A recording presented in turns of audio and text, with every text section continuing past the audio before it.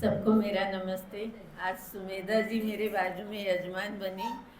मैंने एक लेख बहुत दिनों से लिख के रखा था, तो मुझे ध्यान में आया बच्चों के लिए भी कुछ बोलना चाहिए। मेरे विषय का शीर्षक है महानता से एक शाम की दूरी। स्कूल में हाल ही में नेशनल क्विज चैंपियन के फाइनल में जीत हासिल की। स्कूल में सभी के लिए यह एक भावुक पल था। वो पिछले साल बहुत थोड़े से अंतर से हारे थे। स्कूल में सबकी आंखें नम थी, तब भी और अब भी। बस कारण अलग अलग थे। निव्या दोनों ही दलों में थी।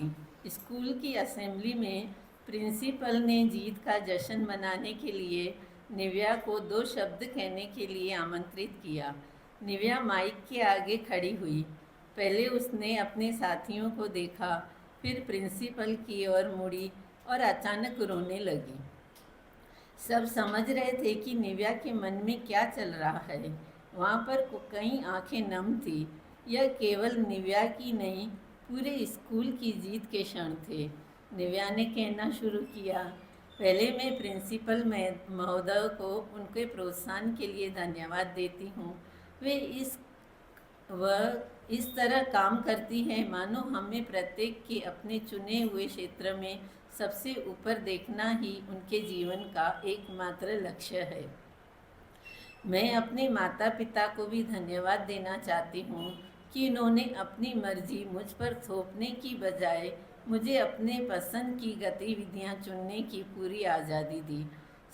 सभी अध्यापकों का भी धन्यवाद।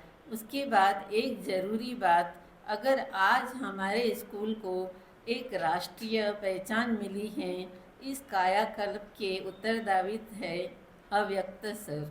अव्यक्त एक ट्रेनी था जिसे पिछले वर्ष गणित पढ़ाने के लिए स्कूल में रखा गया था। स्कूल में 250 अध्यापक थे। उनमें से कुछ ही अव्यक्त को जानते थे, परंतु वह अव्यक्त को पसंद नहीं करते थे। अपने छात्रों में बहुत लोकप्रिय था।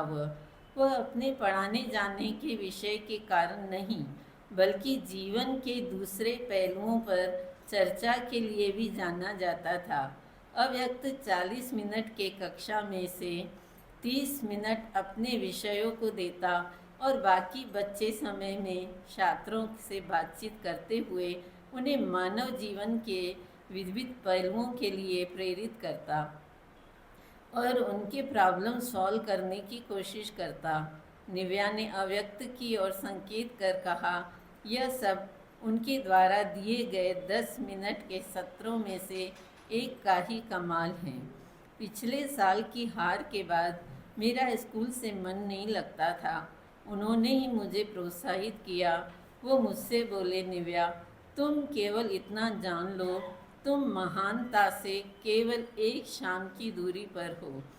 आपके जीवन में पराजय और सफलता दोनों के ही क्षण आएंगे। जब सब कुछ एक गीत की तरह सहज भाव से चल रहा हो, तो ऐसे में सकारात्मक सोच रखना चरित्र की महानता नहीं कहलाता, बल्कि जब सब कुछ बुरी तरह से बिखर रहा हो, तो ऐसे में सकारात्मक सोच रखना ही चरित्र की महानता है। बस निव्या के मन में ये बातें गूंजती रही। इस तरह निव्या और उसके पूरे दल ने यह विजय हासिल की। निव्या ने कहा, मैं उनका बहुत बहुत धन्यवाद करती हूँ।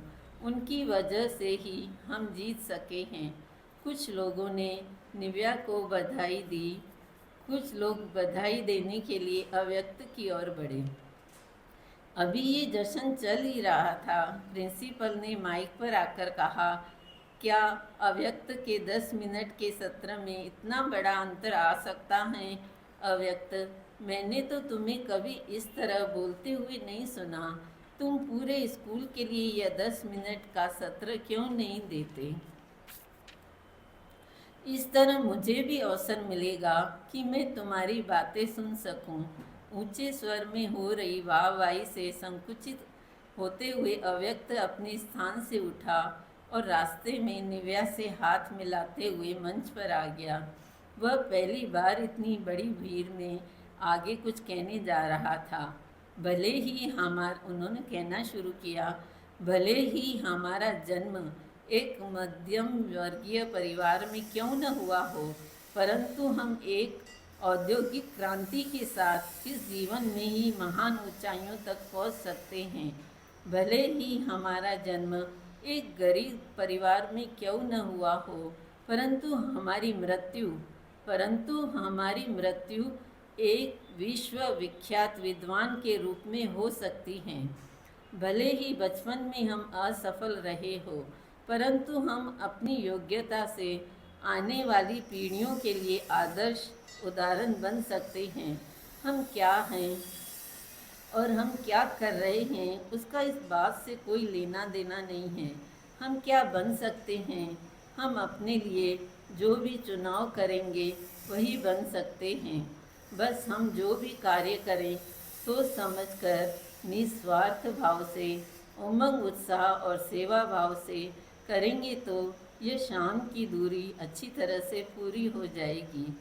कुछ ही सप्ताह बाद एक वस्त्र के शोरूम में अव्यक्त ने देखा कि एक प्रमुख टी शर्ट पर छापकर बेचा जा रहा था, महानता से एक शाम की दूरी।